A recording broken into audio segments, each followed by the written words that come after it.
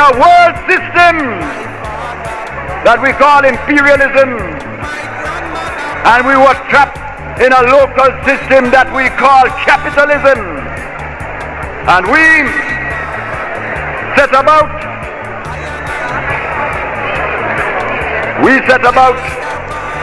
in 1972 with your mandate for change. Welcome to the book launch of Truth Be Told, Michael Manley in Conversation. My name is Tamika Samuels-Jones, and I'm the current Associate Director of CERLAC, the Center for Research on Latin America and the Caribbean.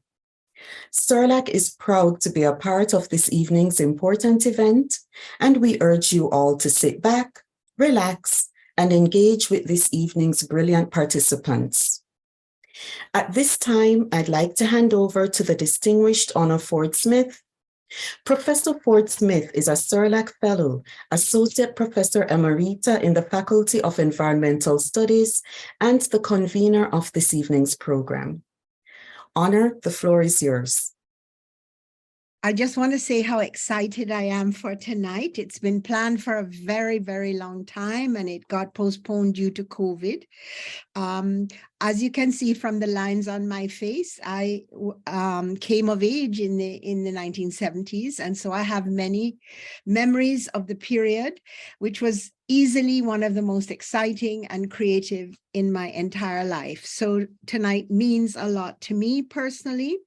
We curated this panel in full awareness of the fact that as the panel comes to voice, the balance of power in South America, and in fact in our whole region, Caribbean and South America, there has been a massive shift in the balance of power with the election of Lula in Brazil, Petro in Colombia, and Boric in Chile. In many ways, although the world has changed a great deal, it has also remained the same. The Jamaican people battled many challenges in the 1970s, and these challenges continue to haunt us. Land extraction, climate change, race, color, and shade, violence, the question of leadership and leadership style, alternatives to dependency, women's rights and freedom from violence, massive inequity, dependence and debt, all of these things remain critical. Even the question of how people should wear their hair, which as a young teacher in the 1970s, I had to battle at the school where I was a teacher, this has reared its head again. It is as if things are going in circles. The legacy of the 1970s is incomplete, and we curated this panel with a view to thinking nationally, regionally, and globally, and with a view of thinking about the present through the lens of the past. There's no better person to lead us through this discussion than Professor Tony Bogues, who himself was at a point in his life a personal, I think, assistant to Michael Manley, and who is now the Asa Mesa Professor of Humanities and Critical Theory at Brown University, and also the director for the Center of Slavery and the Study of Justice. This is an important occasion, and I want to thank the Center for Research of Latin America and the Caribbean at York University for hosting this particular event. And my thanks to Honor Ford Smith and her team for organizing the event. It is an important event because we are here discussing a particular book, which is both a memoir and a biography constructed through a set of interviews. But the importance of this event resides not so much in the genre of the text, but the political personality that is the source of the book, Michael Manley. You think of Michael Manley is to think of the 1970s in Jamaica. It is a vexed period in Jamaican and Caribbean history. So the book opens up unsettled issues both in Jamaica and Caribbean modern political history. But you know, there is a strange thing about the past, something that we call history, in that we do not give account of the past inside the past itself. We tend to give accounts after the moment has passed. And in doing so, we do not stand in that past, but we actually stand and invoke a present. This particular text allows us to do something we have not yet done, perhaps done in the Caribbean and in our modern political history. That is to acknowledge defeat, to acknowledge assassinations, and to acknowledge a particular implosion. To acknowledge the 1980 military and political defeat of democratic socialism. Also to acknowledge the ways in which various folks, including Walter Rodney, were assassinated, and to acknowledge the implosion of the Grenadian Revolution in 1983. All these three events, I would argue, are signature events which marked a certain period of Caribbean history and which helped to inaugurate the period that we now call neoliberalism. This particular defeat of the left in the region and the inauguration of the current of neoliberalism is what we now live in, and we have lived in it for 40 years. So the importance of this book is that it opens up a possible debate, not just about the past or interpretations of what happened, but gives us a slice of 20th century Caribbean and Jamaican political history. But it also means that we might be able to think about what is possible today. Because when we think about legacies, we do not just think about a past. Legacies are constituted by both memories and practices as a kind of complex configuration, if truth is to be told. But when we think about the legacies, we also have to think about how we stand on those memories and on that past to do something very differently. At the heart of neoliberalism is its drive to create historical amnesia, to create grounds and horizons in which there can be, there should be, neoliberalists would argue, no different future. This particular book challenges, I would argue, this historical amnesia. And we want to thank Glynne Manley for doing it and for making it happen. So with these remarks, let me introduce the panelists in order of their speaking. First is Glynne Manley, who's the editor of this book, wife of Michael Manley, as well as in her own right, a painter. She will then be followed by Dr. Mazika Thame, who's a senior lecturer at the University of the West Indies in the Institute of Gender Studies, and who focuses on questions of race in the Caribbean. Dr. Thame is also a public intellectual and writes regularly for the Jamaica Daily Gleaner. Then she be followed by Dr. Kevin Edmonds, who's the assistant professor of Caribbean Studies at the University of Toronto, and who works a lot on the formal, informal economy in the Caribbean. He will then be followed by Professor Anne Zalik from York University, who is the associate professor in political economy of development, and whose work is on extractivism, and who will talk about extractivism in the past and extractivism today, and what lessons we might learn from the policies of Michael Manley and democratic socialism in the 1970s. So that's the running order for our panelists. There is little in Jamaican public life more misunderstood, more misrepresented, and more oversimplified than Michael Manley's politics. His approach to governing and to life more generally was shaped as much by his innate compassion, his sense of justice, his advocacy for individual rights, and his humanistic idealism as by any abstract ideology or agenda. The distortions and insults thrown at him daily frustrated Michael. The CIA was exceedingly active and effective, making it impossible for Michael to counter-argue because his critics, many blinded by fear and emotion, were rarely in the mood for rational discourse. For my part, seeing him bewildered and hurt, I wished people could know him as I knew him, in a deeper, more intimate, more nuanced way. So I came up with the idea of taking a set of conversations. When I raised the idea with Michael, he was supportive. But I told him I did not want to start the project if he was going to be cautious or reticent or politically correct. I would do it only if he told the truth and the whole truth. He eagerly agreed.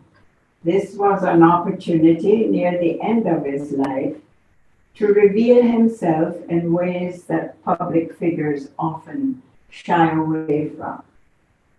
And since he did not leave a memoir, this was his last chance to share, without fear or favor, parts of his innermost world. The taping sessions took place from 1993 to 1996, mainly during relaxed moments over a glass or two of wine at Nyumbani, our Jamaican mountain retreat. I did not tell him in advance what topic I would bring up. And when the project was completed, he did not ask to see one page of transcript. When Michael died in 1997, I started wondering about how to share these conversations because I felt they were important. It so happened that Ian Randall, publisher and longtime friend, came to visit me on another matter, and I asked him to look at what I had. He got excited.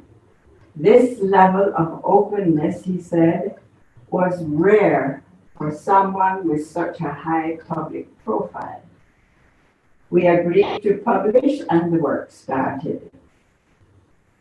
I was heartened reading some reviews of the book, and I'd like to share 3 short excerpts with you. One reviewer captured the structure of the work very well. Quote, "There is no introduction or background or scene for each section. The sections themselves meander through the various memories of the subject, from childhood to Jamaica-US relations." End quote. Another reviewer found the book's conversational framework helpful in stimulating fresh insight. Quote, "The openness and easy affection between husband and wife are not only obvious, but lead to the revelation of many details about Manley that have not been previously explored or collected in one place. Unlike the conventional autobiographies and biographies, this subject is not shaping his life into a socially acceptable whole, but is forced through context to critically reflect on his goals, his aspirations, and his failures in a manner that most closely achieves the kind of objectivity that is often absent in the political analysis of leadership." End quote. Finally, Another interviewer appreciated the book for dispelling distortions and myths about Michael's politics. Quote, a believer in ideological tolerance, Michael admired some communists, Fidel Castro and Ho Chi Minh, and despised others, Stalin and Brezhnev. He claims that Fidel Castro actually admired Jamaican democracy and envied it for not needing a violent revolution. But Manley insists that he himself was never, ever a communist. He says, I could no more preside over a communist process than I could fly. Why? I was born in Jamaica. I was educated at the London School of Economics. I am my father's son. I am my mother's son. All my life, I grew up in the atmosphere of freedom of self-expression and of the great libertarian values that I will defend until I die, end quote. Comments like these suggest that one of my goals was met, to share with the world a nuanced, intimate, authentic portrait of Michael. When these conversations are read and or listened to at some point in the future, I believe that Michael's fans, supporters, and detractors alike will gain fresh insight into this brilliant, sensitive, passionate, patriotic Jamaican who did his best for his country and for downtrodden people around the world.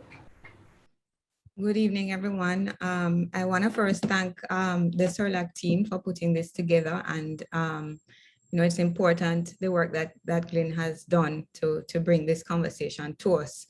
And I especially want to thank Honor Ford Smith for inviting me to do this, because the 1970s is also important to me as someone born in that period and whose parents were active in that period in the struggles for a better Jamaica. And so I feel I am a beneficiary of the 1970s. So I was asked to speak on the matter of land. And there are two broad questions that I want to look at this evening. One is, what are we to make of the meaning of land in relation to the question of respect for land and people at the same time? And what does this have to do with the 1970s and Manley's participation in left politics? When asked by Glynne Manley what Michael made of the city of Kingston against the hills where his family had a home, he said, quote, down there, life presses upon an activist. When you are down there, all of life's claws at you. So much is unresolved. You see the poor living in hovels, and something in you dies when you drive past a ghetto.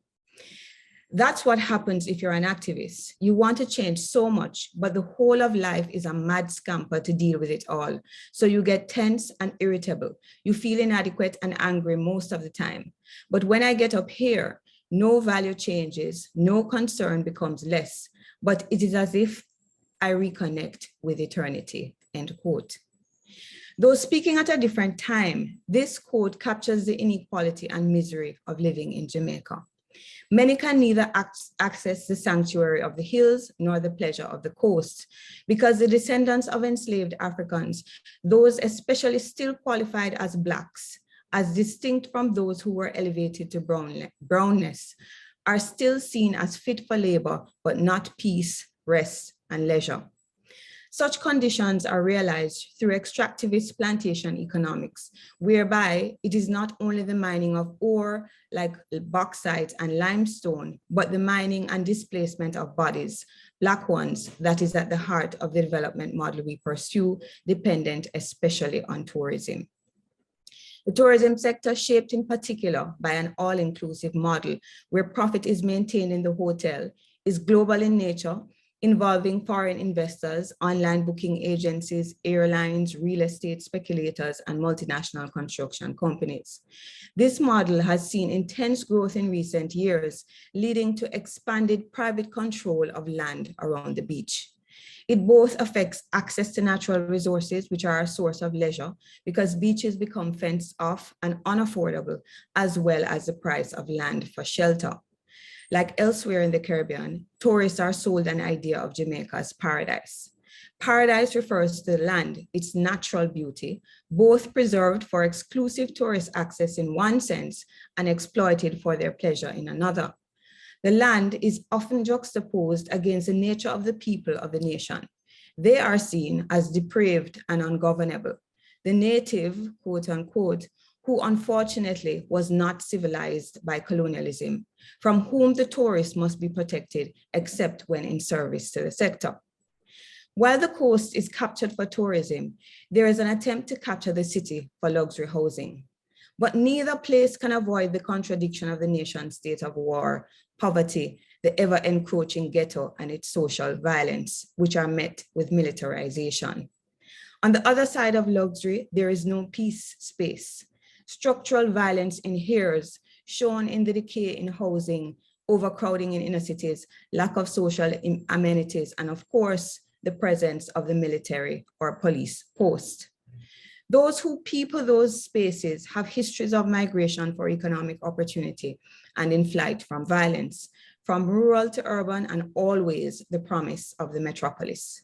But they also have histories related to past practices of land occupation, which were freedom-seeking, life-making, and make claims for reparatory justice.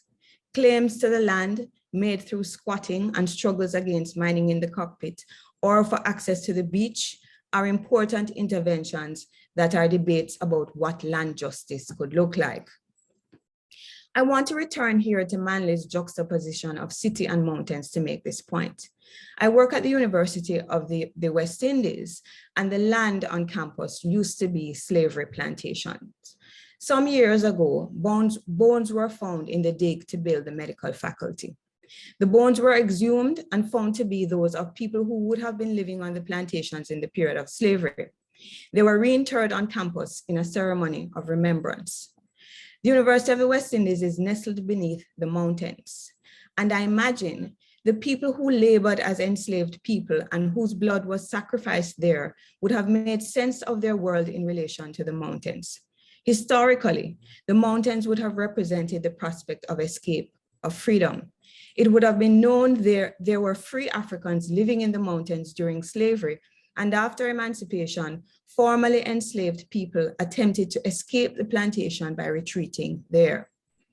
At the very burial site where the bones were found, there was a field of ackee trees, with Rupert Lewis once alerted me to the fact that they fed the enslaved who lived across from them in huts next to the aqueducts, and later fed their descendants who have historically come from surrounding communities to pick ackees for sale or to eat. Those grounds would have also been used to grow crops other than the water-sucking export sugarcane crop. It provided food for the enslaved, and excess was sold in the marketing system, which Africans developed as an informal economy manned by women higglers parallel to the plantation. Today, alongside the state-supported tourism-dependent exploitative model of development, is a large and neglected informal economy. It is clear that land issues are racial issues. They have to do with correcting historical racial injustices. And in the 1970s, there was an attempt to tackle inequality, although not directly in terms of racial justice. Michael Manley says that the 70s was about, quote, confronting the privileged. He locates this in the PNP's adoption of democratic socialism, which he says was, quote, egalitarian. It was explicitly so. It was trying to open up a land to justice and opportunity. He identified the aspects of land reform process in that vein, pointing out that, quote, small farmers came into a whole new world of productive opportunity through the land lease programs that allowed Jamaica to see its largest increase in domestic agriculture in its history. I emphasize this particular fact because it raises the matter of food security and self-reliance as central to land use. It presents an alternative to the plantation model. From the 1950s, the PNP was in an internal debate about the place of left ideology. We see in the book, Truth Be Told, that Michael himself was in an internal debate. He represents himself as struggling with his own privilege as a mediating factor in how he dealt with representatives of the left who came from rough lives. He sometimes puts the left apart from himself, deeming them as, quote, the usual activists and communists, while he could, in a hierarchy created by him, rise to the level of pragmatists, weighing political possibility differently than them. He could even declare the left and the 1970s politics finished. In that vein, he applauds the, quote, common sense of the electorate in voting him out in 1980, end quote. That defeat ushered in the turn to neoliberalism, which Tony Bogues spoke about earlier, which also captured the PNP. In selling neoliberalism to the nation, Manley tells us he was, quote, at my best as a politician. He says nobody else in Jamaican political history could have put it all together. We are confronted in that moment, as in his recollections on the left, with the ways in which the party and Michael became a part of a failure to break with the enduring place of imperialism and the slave plantation in the Caribbean. We are also confronted with the matter of what is left undone in freeing the land from its past. We could even argue that the fallout in the PNP after 1976 was a matter of land. Michael Manley says the left became disenchanted after the 1976 election and the agreement with the IMF. He says they believed, quote, there was enough dynamic energy and enough capacity for mobilization to attempt a completely different concept of economic development, heavily based on land, what it could produce, on small businesses, cottage industries. They could work out a bottom-up plan through tremendous popular mobilization, where you would get the village to identify what they were capable of doing or growing and get the whole country moving along those lines. But the majority, led by David Corr, said it was unfeasible. He also says, so we win in 1976 and various members of the left, chiefly Duncan, Spalding, and Small, promptly make total asses of themselves by thinking that the victory was a great mandate for socialism. I had to call them and say, you boys are joking. It's not a mandate for socialism. It reflects the fact that we built more houses than ever before, gave out more land than ever before, and you're crazy to think anything else, end quote. But ideology is not separate from political action. And as Michael Manley himself had declared in his 1976 party conference speech, these changes were understood as the glory of democratic socialism. In addition, it could be argued that Manley's assessment of the moment suffers from an absence of critique of his own consciousness, the class dynamics of the People's National Party, and an appreciation of the popular consciousness of the day. In arguing that the, quote, revolution that I created was the revolution of social consciousness, he credits himself for a process that had preceded him.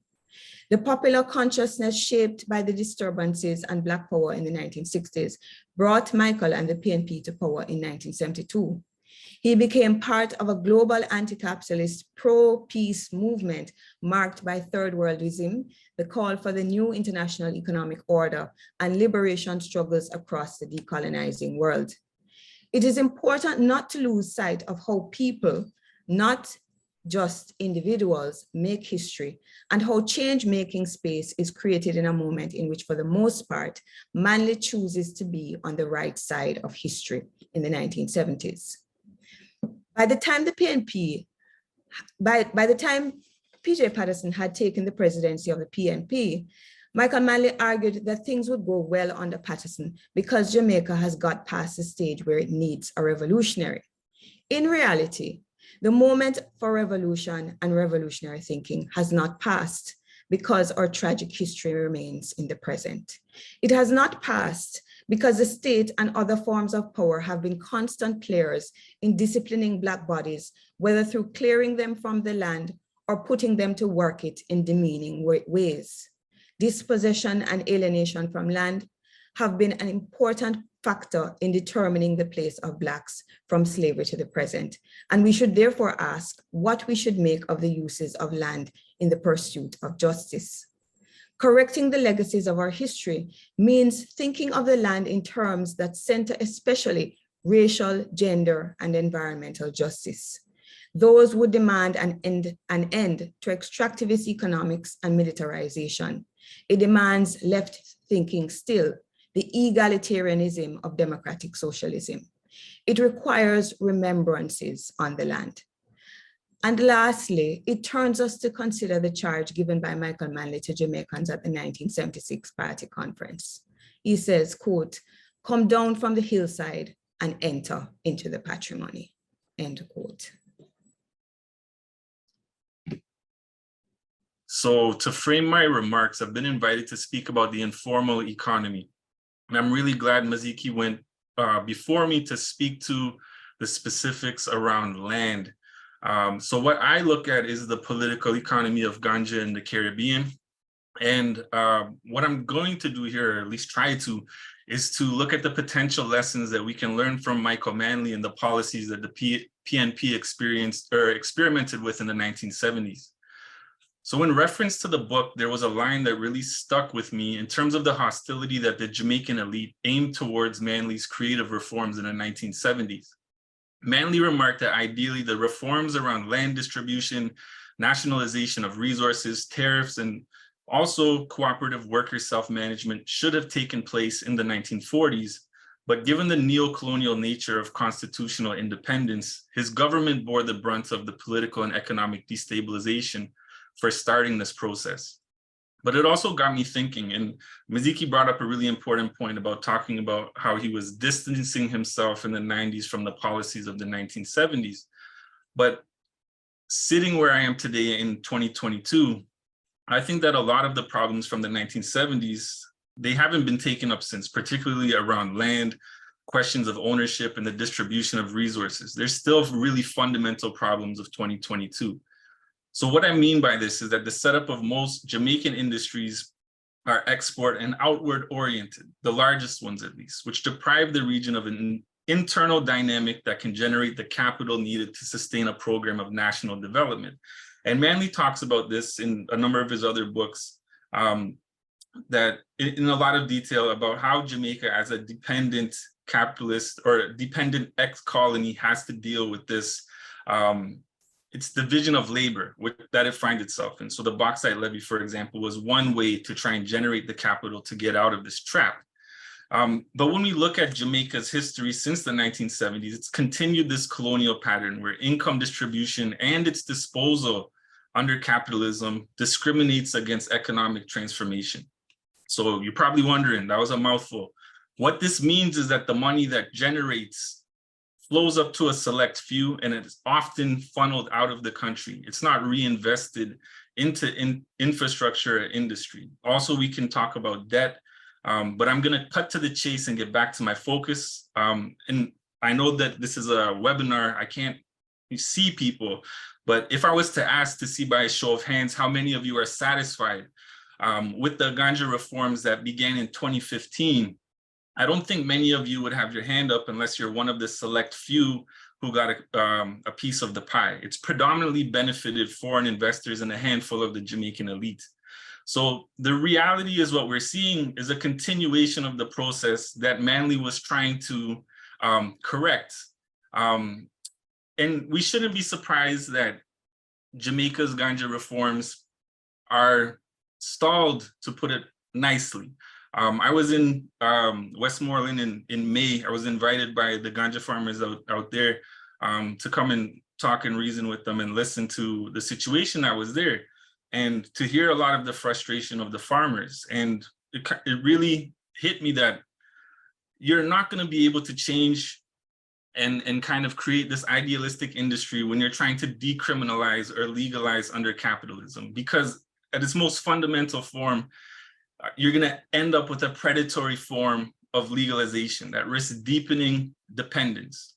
So that means small farmers lose what little they have, and you see it funnel upward to the elites and the foreign investors that they're connected with. We can't expect a system that's built on and fueled by inequality to have the best interests of the poor, the small farmers, the historically marginalized Rastafari and traditional cultivators, to be taken care of by the very same people who have taken advantage of them in every other industry and opportunity.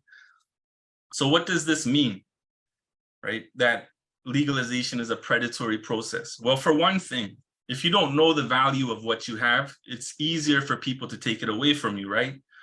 So if the government is not going to provide support to traditional growers in terms of access to land, finance, income, employment, and markets, it's essentially a cash grab, the theft of an entire economy which was built from the bottom up by small farmers. And I'm not romanticizing the sector. I know there's power dynamics within it, and many of the wealthy act as ganja sharecroppers, and they're linked in the international trafficking, but I'm speaking specifically here to small farmers. So unlike the rich, when ganja farmers make their money off of a crop, they don't go to Miami for a shopping trip. They go to the corner grocery store. They don't buy a second house. They fix up their family's house. They might get new galvanized for the roof or put tiles on the floor. Their money might be under their mattress. It sure isn't in an offshore bank account for tax avoidant purposes like big people that are trying to cash in now. They use their money to send children to school and to pay for operations for loved ones. They're not dodging taxes every time they buy a can of tuna, a bag of rice, or a new cutlass. In every measurable way, ganja farmers are serious players when it comes to the Jamaican economy. And I wanted to come here to tell you that and to give them the respect that they deserve, because they have been stigmatized and marginalized and have been punished for what they've done. So if you don't believe me, let me tell you, ganja farmers have been some of the most important contributors to the economy in Jamaica's modern history. But instead, as I mentioned, they've been brutalized, locked up, beaten, and killed for not just struggling to survive, but actually holding up a big part of the Jamaican economy for decades. So I want you to think about this for a second and take some pride in what these people who exist on the margins of society have done, and how now that the politicians have really come in, they've messed things up. These ganja farmers have built a multi-billion-dollar industry in a decentralized way, which has brought a ton of money into the Jamaican economy, keeping it, not perfect, but afloat during very trying times. So I know you're all on the other side of the screen, probably screaming, Kevin, get to the point. So I want to put some numbers into perspective. So in 2020, the Jamaican Defense Force stated that it seized 26 metric tons of ganja and eradicated another 253 hectares of ganja as well. So I'll spare people the details of the calculation, but I'm happy to share it with whoever's interested. And I'm using conservative figures. So where do we end up dollar-wise when it comes to estimating the size of the ganja economy in Jamaica? And I'm not the first person to do it. I'm not taking credit for it. I have a different calculation, but Dr. Andre Houghton, for example, who has written a lot about this, in the media in Jamaica, has an amount. Mine is a bit larger than that. But where we end up dollar-wise is it's $1.7 billion at the low end of the spectrum and $3.4 billion at the high end, right? So I'm going to go with the higher one because we're only capturing a small piece of the ganja economy through these stats, right? People are not going to openly tell you what they've grown, what the price is. So there's always some room and some guesstimating that we have to do here. And those are wholesale prices that I'm talking about, people that are growing and selling to others. It's not people on the block that are selling joints to their friends on the block or to tourists on the beach. So right there, that number that I gave you, about $3.4 billion US dollars, easily makes ganja one of Jamaica's biggest economic contributors. So I'm not lying. Using these conservative numbers, it's right behind tourism, which came in at $3.64 billion. And I'm using 2019 as the reference because I know COVID wrecked the sector, and that wouldn't be an adequate comparison. But I want us to think about that and the potential that's there. And Siaga even admitted this much to the New York Times in the mid-1980s, that ganja money has been holding up the Jamaican economy. Just very quickly, before I wrap up, just to give people some more perspective, bauxite, that's the largest economic export that Jamaica has currently. It's $496 million US dollars in 2020. Hard liquor, so we could think about rum, brought in only $80 million US. Beer, Red Stripe, 26 million. So ganja is by leaps and bounds much more of an economic contributor, almost equal to tourism, and doing that without any of the economic assistance in terms of brand promotion, infrastructure, tax breaks, and other economic incentives. The real difference here is who holds the balance of power. In these older industries, it's often the same handful of people. Many of the old planter families on the island are new merchant capitalists. So while I'm pessimistic about capitalism and its inability to change the collective standard of living, the hard truth, unless the legalization of ganja is tied to a wider project of radical socioeconomic transformation across the region that Manley had initiated, but has since, in the book, stepped back from, many of the potential gains from ganja will be lost due to an imbalance in exploitative globally and domestic economy. Right? So Manley's reforms provided some important groundwork, and the political experiments that he put forward provide us with a roadmap and some guidance. But looking at Jamaica today and also the Caribbean, I focused specifically in my research, when I was doing my dissertation on the Eastern Caribbean, but this still stands. We need to push those ideas much further when it comes to issues that I mentioned about land, ownership, and the distribution of resources. So in an environment where 10 years ago, the Glynne found that 60% of Jamaicans thought that the country would be better off under colonial rule, Jamaica's leaders honestly have missed the mark. I don't think, hindsight is 20/20, but if people were to vote because they were given access to land and houses, that is not the worst problem. People today vote or don't vote for many other more nefarious reasons, right? I know that the problems of the 1970s remain problems today, as I mentioned in the opening. And also to take note of when Michael Manley spoke about in 1972 and 1976 elections about potentially reforming Jamaica's ganja laws, he did tweak them. But I'm also mindful of the context of the 1970s, right? The war on drugs is in full swing, and the Cold War is in effect. The US is still a hypocritical imperialist power today, but a lot of the issues about freeing up land and capital remain true for cannabis or coconuts. And what I'm talking about is if you can look at the price of organic coconut oil here in Toronto, if it's looking at a half liter, it's around 20 Canadian dollars, right? Around that. So imagine that. It's worth much more than petroleum. So there's so much potential in the land, as Maziki had mentioned, and it's about how you can harness it and turn it into an industry which is able to lift up the workers, the forgotten people that have been left out, those that have been suffering, right? So there's things that we can return to about how you can raise and distribute or redistribute domestic capital, right? So Crown land, the Jamaican government is the biggest landowner, right? They can use local credit unions to extend financial supports or allow ganja farmers to make deposits without being sanctioned by international financial agencies. You can support and encourage cooperative associations taking root among traditional growers, right? This is a multi-billion-dollar, multinational, worldwide known Jamaican industry, but the same root thinking that's rooted in the plantation risks driving the industry into the ditch.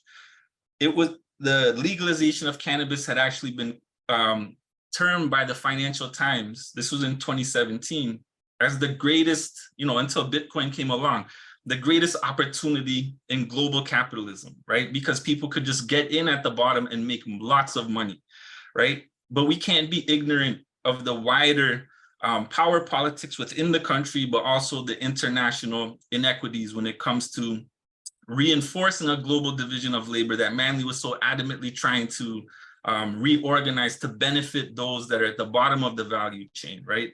But if this thinking continues and we don't pick up where Manley left off, don't be surprised if Jamaica ends up importing ganja and supplies Canadian labor to Canadian greenhouses, which are growing ganja up here as migrant labor. It's just a matter of political will, courage, and the willingness to make, I won't say make enemies, but to annoy and to really make mad your donors, your patrons, and your friends for the greater good, where we'll all benefit from that. So I will stop there. I just wanted to thank you. Thank you very much, Tony. Many thanks to all of the team at CERLAC, and of course to Anna Ford-Smith and to Glynne Manley for the invitation to be part of this panel, and of course for conducting and placing the interviews in the public domain. The interviews themselves are a fascinating read and offer insight into the complex politics of the Jamaican and indeed global left of the mid-20th century. His political pragmatism, I think, for which Maziki has offered, I think, an important response and critique, come out strongly in the interviews.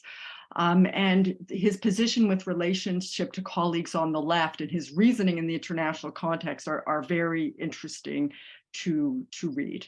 As a historical document, the interviews also offer a lot of insight into the generation that was behind the new international economic order, work that has been brought up has been dealt with by many scholars, among them Vijay Prashad, Robin D.G. Kelly, and recently has received considerable attention in Adam Getachew's book, World Making After Empire.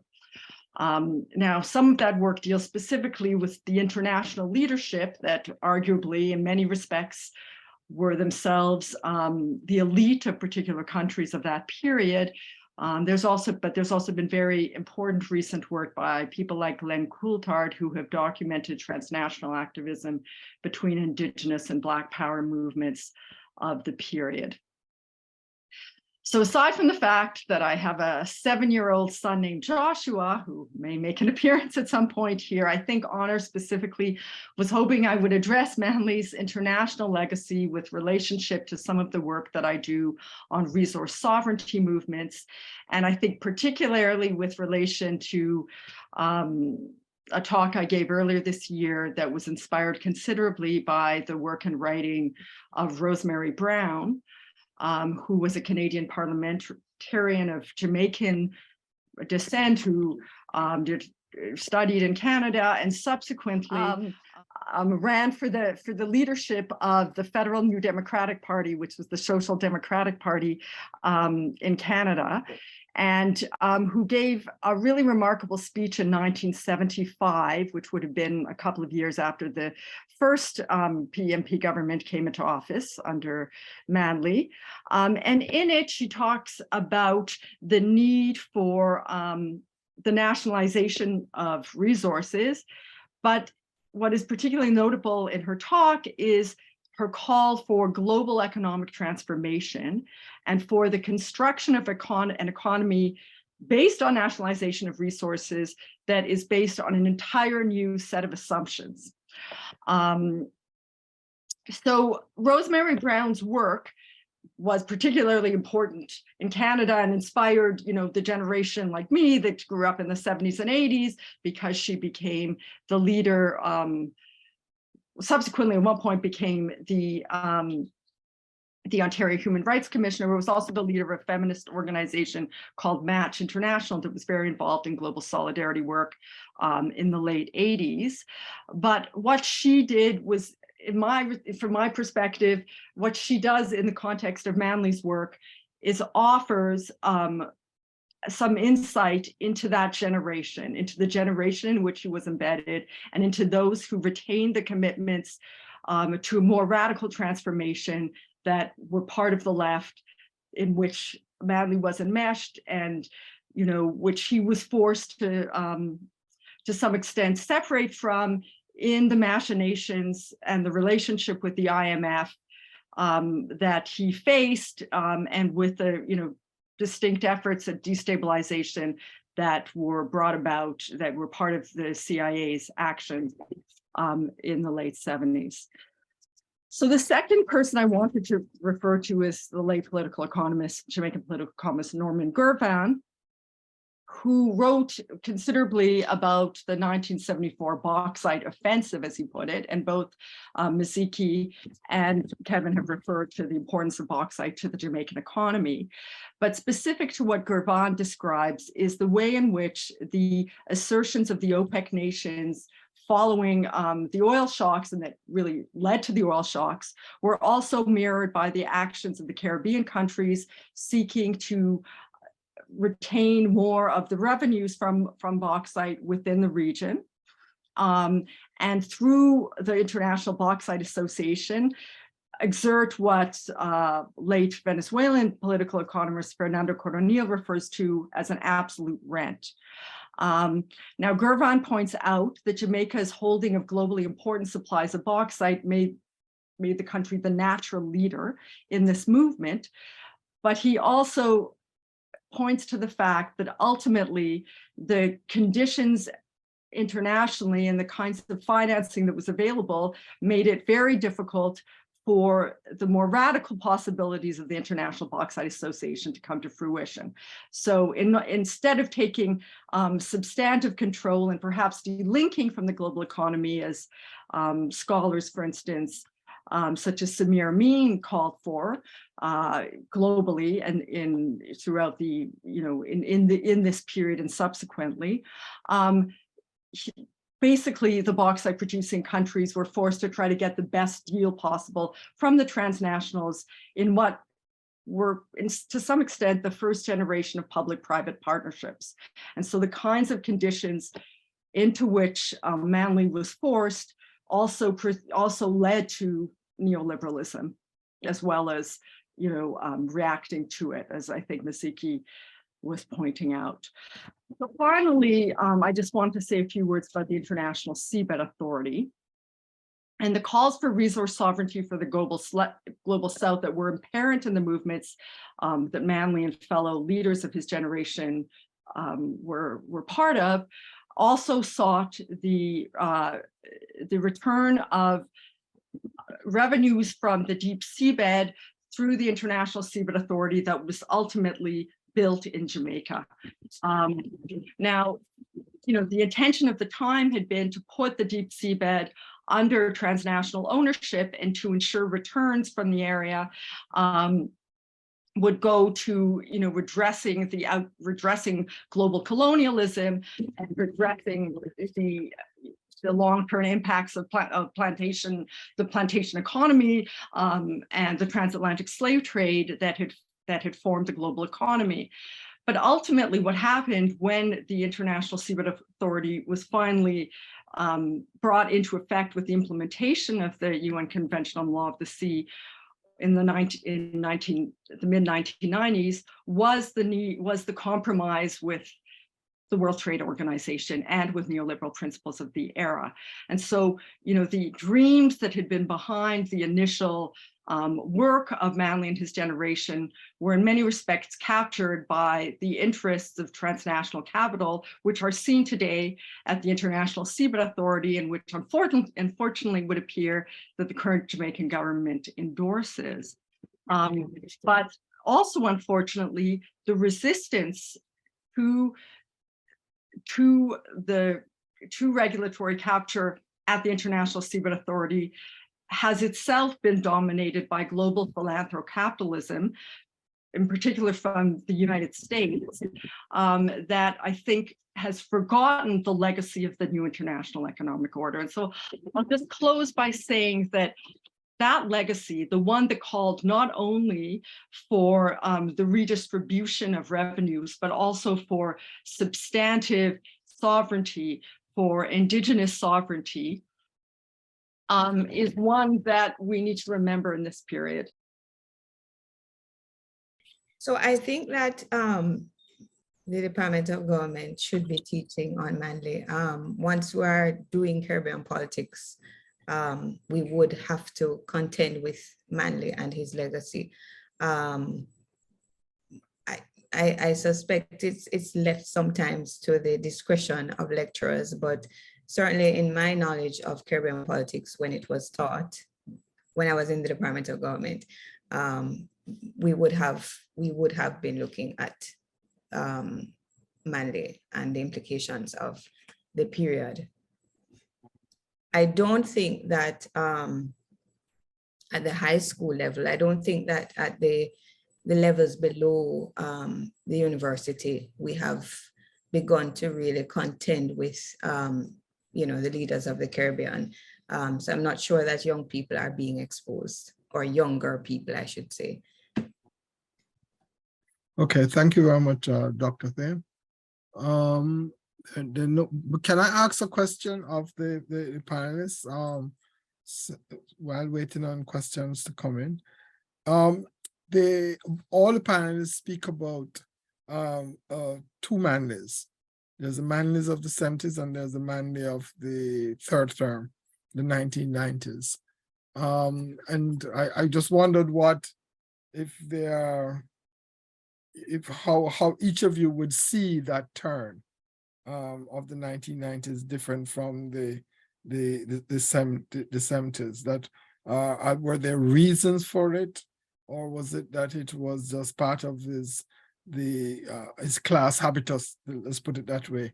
That really came back to affect him. You know, we see this in Truth Be Told.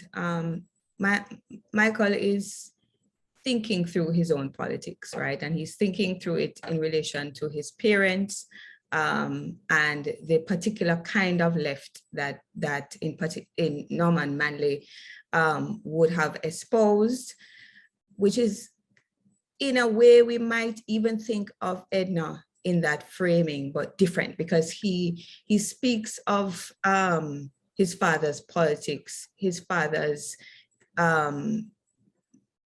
politics as more theoretical, whereas his mother's is lived in terms of how she interacts with people, and he's learning from both of them. But I think it's very important to consider Manley's politics in the 1970s in terms of the social movement, the national movement that he becomes a part of. You know, he is captured in that moment. And so that pushes him to the left. And the PNP has a history in which it purges itself of the left, you know, at the same time that the left sees its possibilities within the PNP.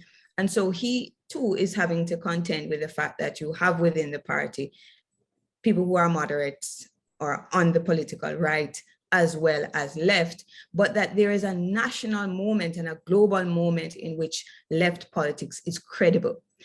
And so he becomes a part of that. But the defeat of 1980, and not just 1980, but 1983 in Grenada, is, you know, a tremendous defeat for the left. And of course, the period of the 1970s is one in which Jamaica is at war internally. You know, some of it fueled by US interference, and US interference in the region is something that the Caribbean has to be constantly, you know, contending with. And so there's a way that the idea of political possibility, I think, becomes constrained. And, you know, it's in a way we can think about Michael's own politics outside of the fact that in the 1980s, Reagan, Thatcher, and the neoliberal ethos takes control of the world. But certainly in the Truth Be Told, it sounds as if he's convinced. He's convinced by neoliberalism, though he tries to, you know, assert that a certain mode of empowerment of people can replace the statism of the left. But, you know, for us looking retrospectively, we would have to ask questions, you know, around whether empowerment is possible outside of structural change. All right, thank you, Dr. Thame. Anna? You know, I mean, I fully agree with Dr. Thame's final point that outside of structural change, empowerment would not be possible. I do wonder if in sort of rationalizing the kind of political conditions in which he was operating, if Manley is not sort of forced to explain the decisions that were made on terms that make sense in the economic logic of the 90s, you know, that he might say now, if he had lived until the moment, until post the 2008 financial crisis and sort of, I don't know, what some people called, you know, the end of neoliberalism, and he had lived to see the recent generation of the Black Lives Matter movements, if maybe he would acknowledge that he sort of had his hands tied in a way. One has the feeling in the later interviews where he talks about the weight of, people dying on a daily basis in the second regime, and how he felt about each death, ultimately ultimately being responsible for those deaths. If there might have been a sense that, when he made the decision that he couldn't completely throw the IMF out the window, that he couldn't go down the path that some had wanted him to take in the late 1970s, that he was just doing what he felt had to be done, because if he did the other thing, the outcome could be even worse.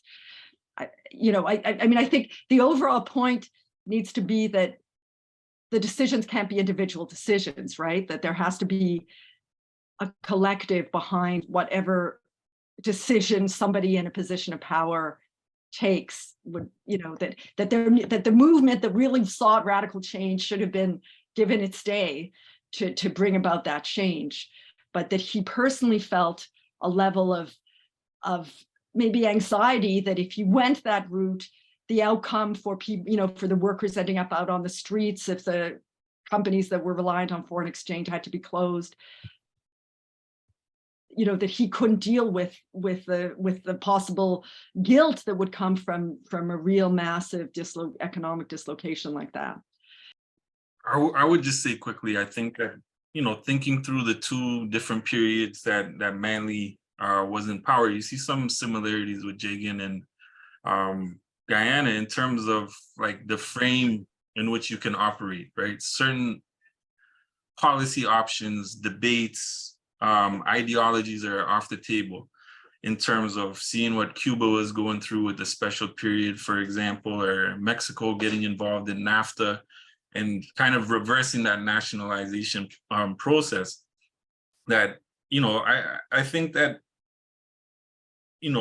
it was kind of one of the things I think Maziki and Anna mentioned it, is that what's the best that you can do in the system, right? So it was more about even just small tweaks rather than going back and overturning the table. But something that popped up in my mind going through is that, this issue of land keeps coming up in the discussions, which I think is still a major thing across the Caribbean, is about Manley talking about, I wasn't the first one to speak about land reform. Maybe the land lease program was the one that, got a lot of traction, but talking about the 1967 election platform that, never went through, but talking, and Glynne and Manley or Michael were speaking about how transformative that would have been and how much more radical it was. And that would have opened the door for so much more. And they kind of stopped with a what if.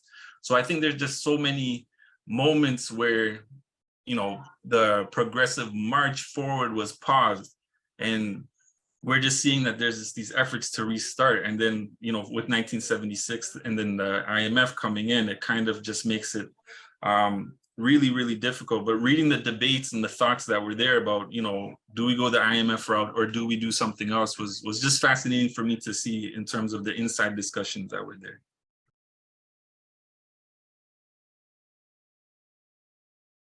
There was so many lies and distortions flying around about. It was a very ugly time in Jamaica, and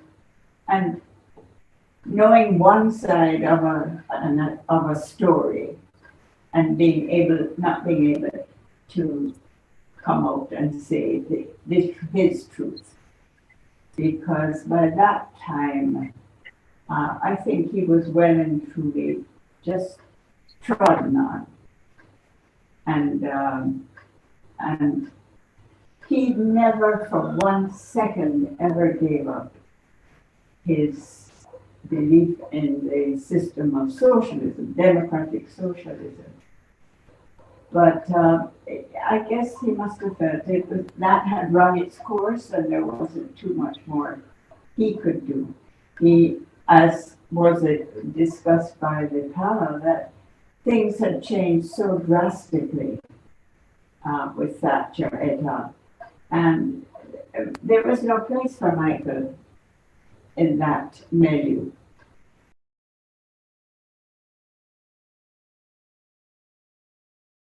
I would actually like to hear from Kevin in terms of how the people, ganja growers across the region are perceiving, politics and the left. But I think that it's important where Anna began, and that is that we are in a region that is turning left. And one of the things that, and this is not the first time, I mean, there was a pink tide in Latin America. And one of the things that has perplexed me is why there is little or seeming little contagion in the English-speaking Caribbean in particular. And I think part of the way to understand that is to do the work of grappling with defeat and the ways in which the region, became, totally consumed with neoliberal thought. But this is not to say that there are not opportunities. I think that throughout the Caribbean, there maybe less Jamaica, more so in the Eastern Caribbean, even though Haiti may look very chaotic and, with deep, deep problems.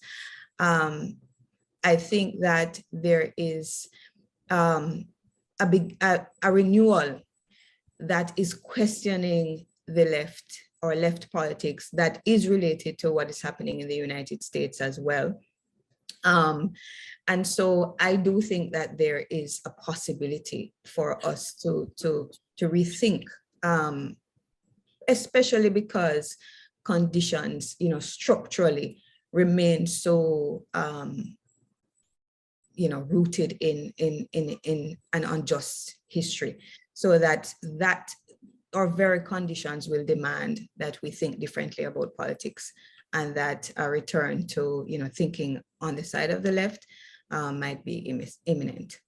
So, I mean, that's a question that in the classes that I teach, we teach Caribbean political thought. I'm an instructor in Caribbean political thought. So we read Walter Rodney, we read Bishop, we read Manley, we read Castro, we read Claudia Jones and Dye. And that's one of the things that the students always ask is like, what happened?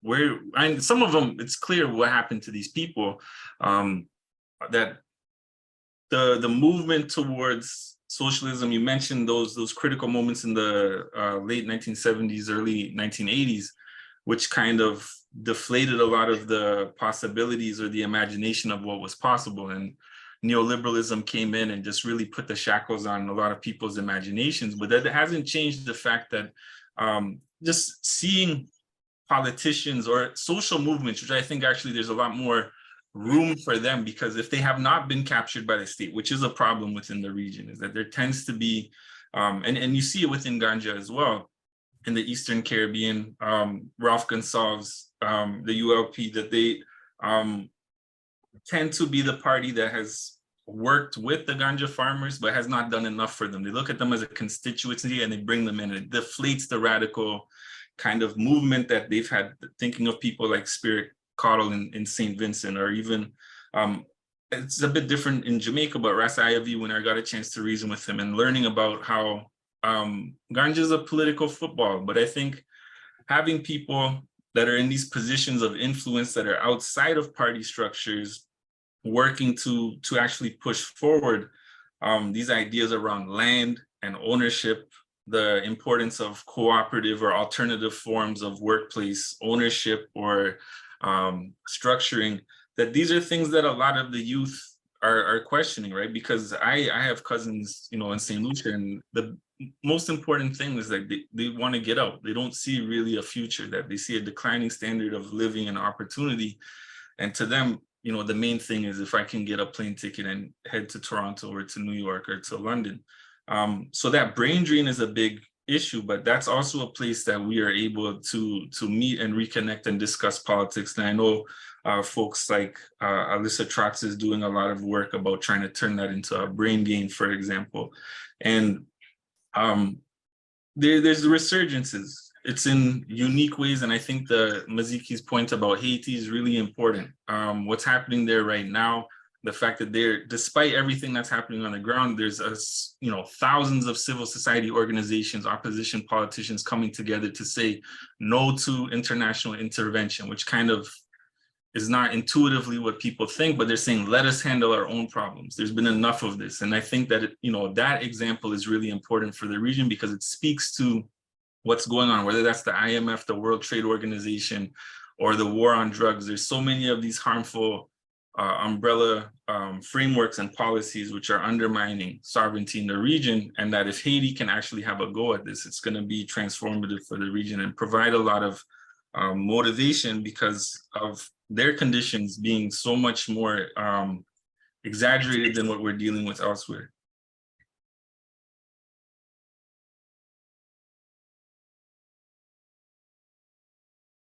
I didn't see this as so much as I didn't see it as a political text. I saw it more as a personal text. And so, his recollections and his personal relationships with people with whom he might have had pretty strong political differences, those relationships were, I think, what he was seeking to articulate in these conversations with Glynne, the importance that people had in his life.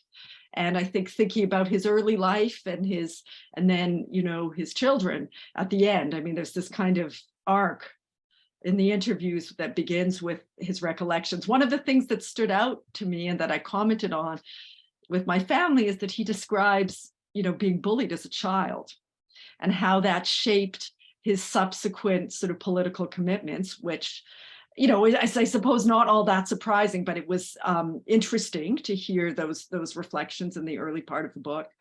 And then later when he talks about kind of the toll that his political life took on his family life, how happy he was, near the end of his life to have all of his children together there with Glynne at their home. So, I didn't see it as a political text. I saw him more describing the difficulties of trying to make decisions in the context of a global system that was completely corrupt, that's completely unequal, that was actively seeking to destabilize his regime through violence, and that he was trying to make decisions about what would be the best route forward given those conditions. Dr. Thiem and then Dr.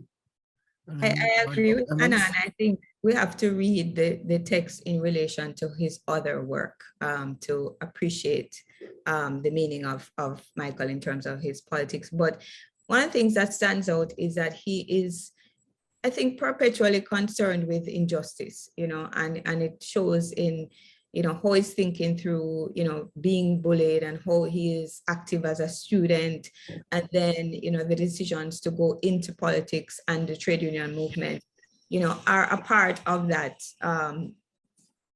concern, and that he maintains it throughout his life. That I think stands out as a kind of political concern.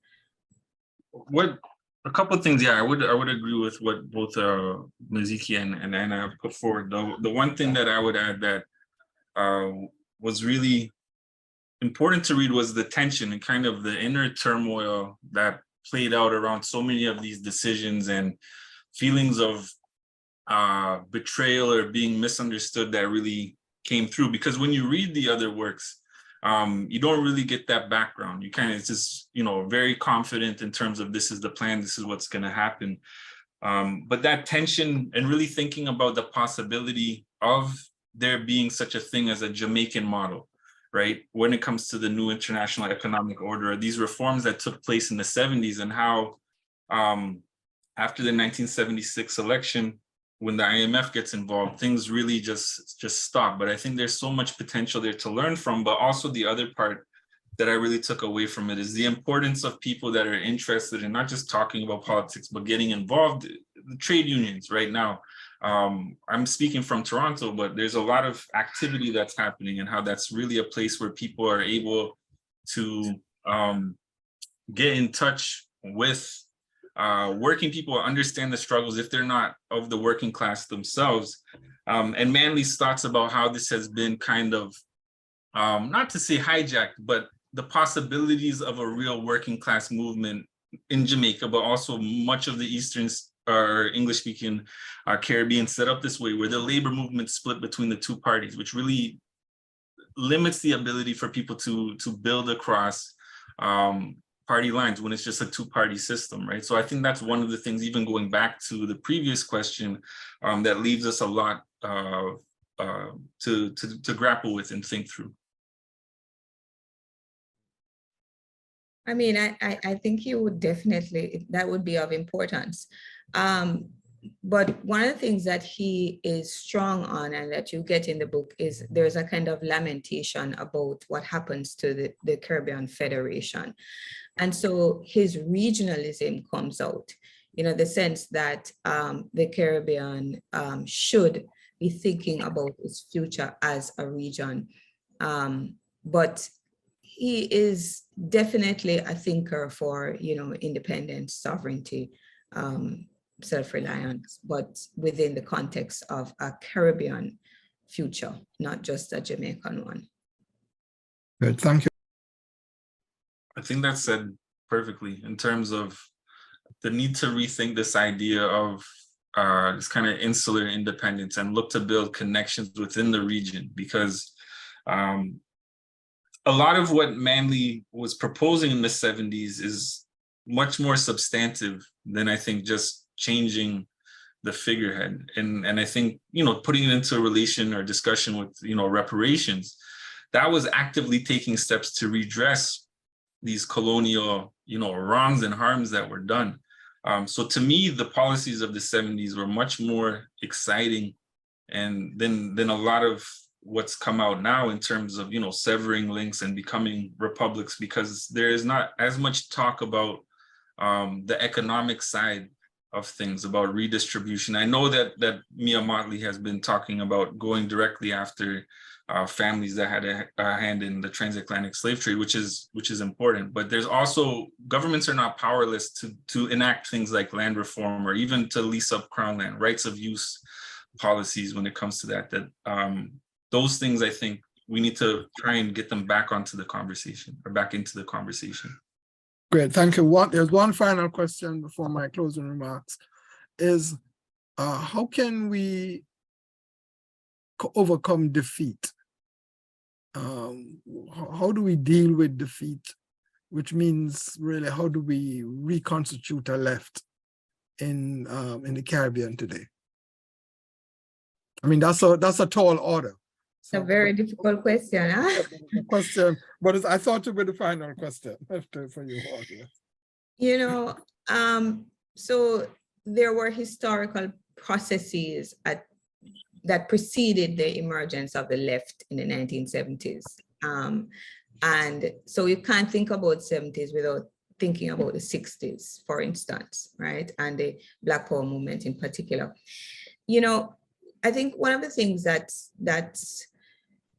very concerning for us is the rate of migration, you know, in the Caribbean. We are seeing, it's not just Haitians who are trying to cross into the United States through Mexico. Jamaicans are now moving in that direction, you know, and it is indicative of the crisis that we are faced with and the perpetual dilemma of, you know, how do we make the Caribbean a space that we can actually live in?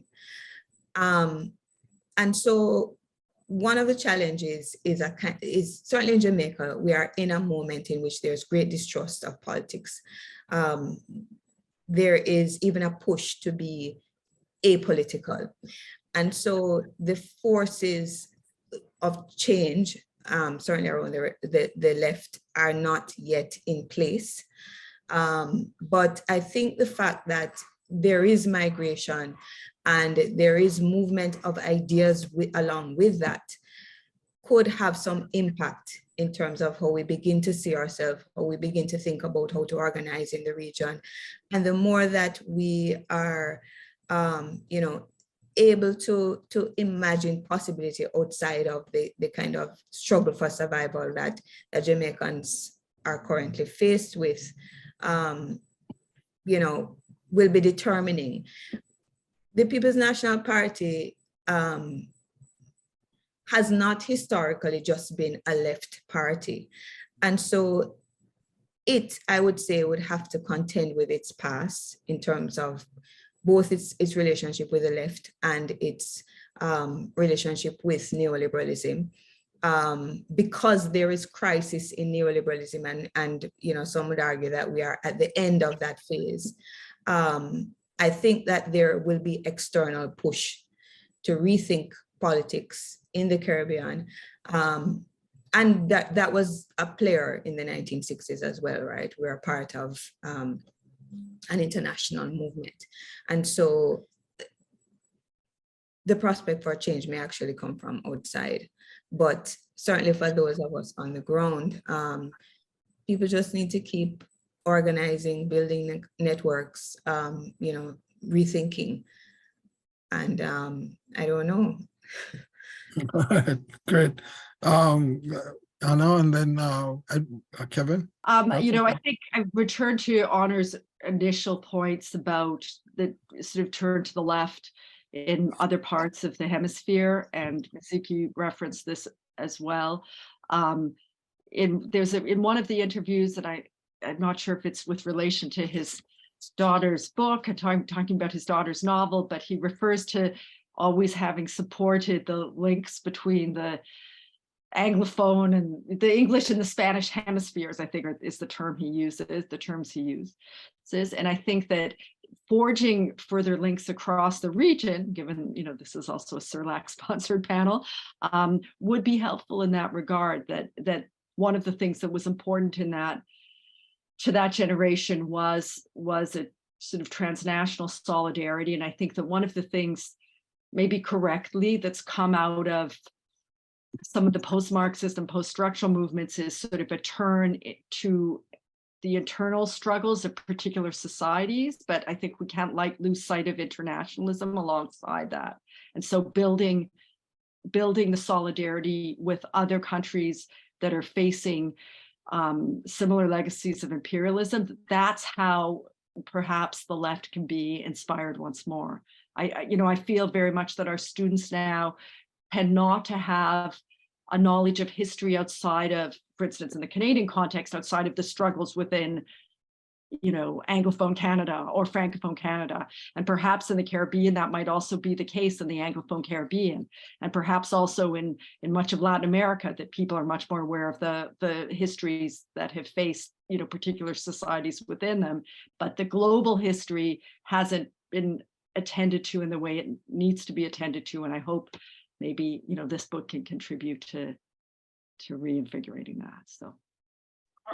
So yeah, just looking at that in terms of how we can move forward, looking at alternatives, I think part of that is taking for granted small victories, right? And being able to show that to people. But also what I was trying to get across, and if I didn't do it, my apologies, in the initial comments, was looking that alternatives do exist. Sometimes it just involves changing the way that we are looking at it, right? So that's where I know there's a lot of stigma and moralizing around the role of ganja in the Caribbean. It is changing slowly, but it shows that grassroots alternatives exist. And to go to Mizuki's point, it's also a regional economy. Trade links exist. That work has been done, is to look at how the people have reorganized their relationships to land, private property, and really like discarding them, doing what they need to do in order to build a social economy, to build social safety nets, to fill the gaps that the state is not doing, and in some cases doing a much better job with much less.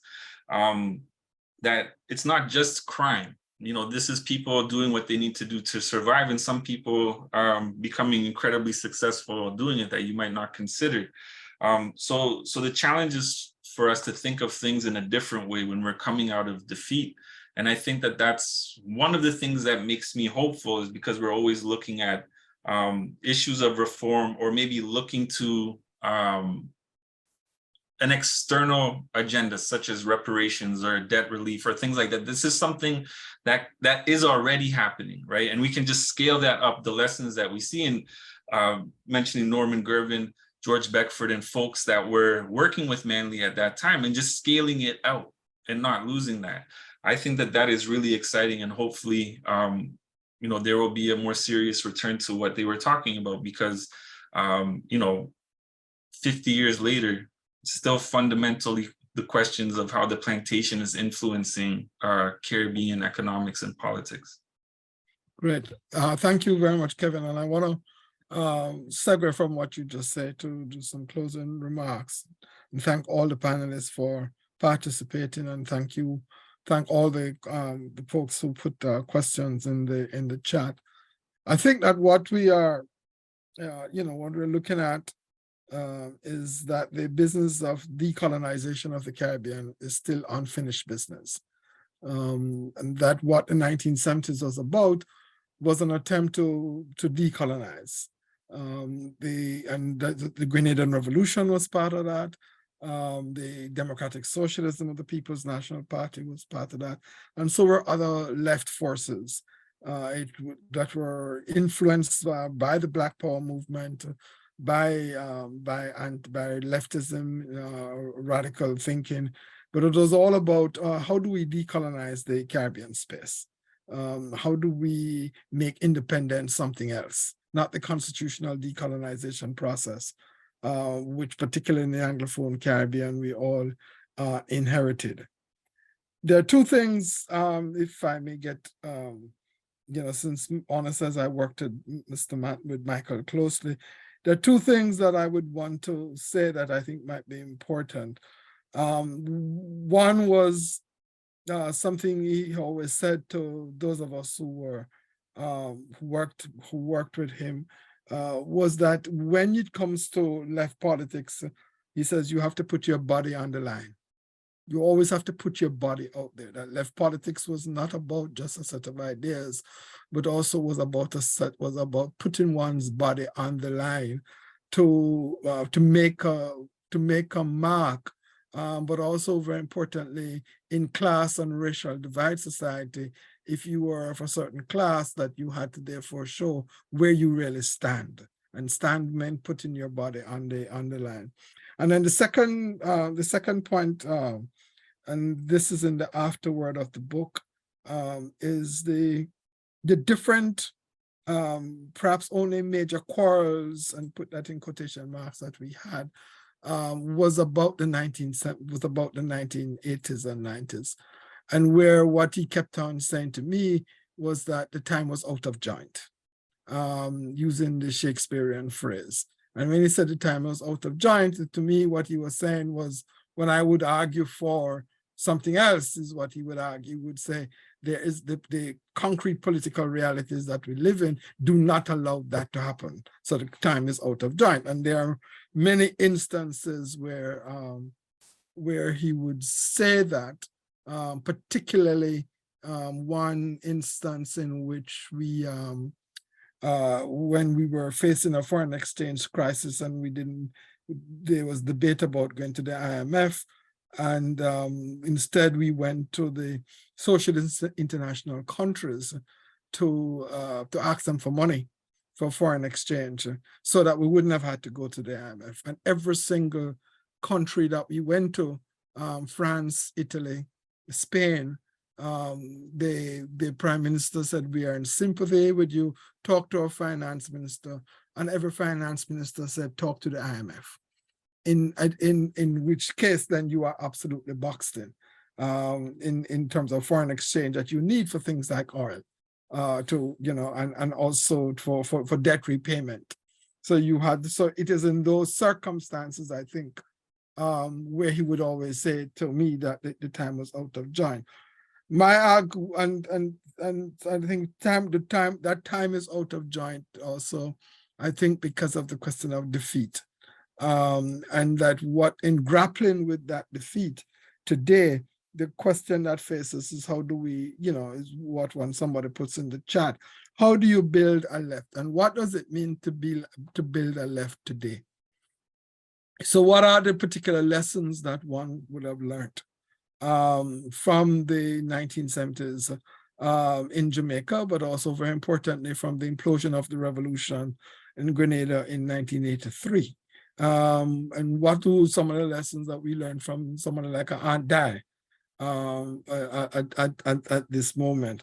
And I think that part of those critical element of those lessons is really democracy, a certain kind of practice of democracy, a certain kind of practice of democratic politics that is not just about electoral politics, but it's about a reconstitution of a neo-colony and a plantation society still shaped by plantation economy, still shaped by race, class, and color, into a much more democratic society, one in which the masses of the population really have a say in the society and a say and control over their lives.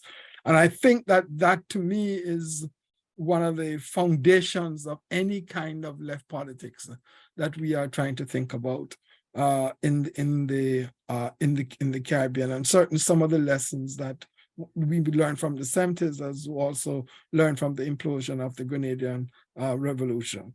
And I think finally, a lesson or something that we should have, that Manley stood forward with, and which I think is absolutely important in trying to think about Caribbean politics today, is the business of what does regional sovereignty look like?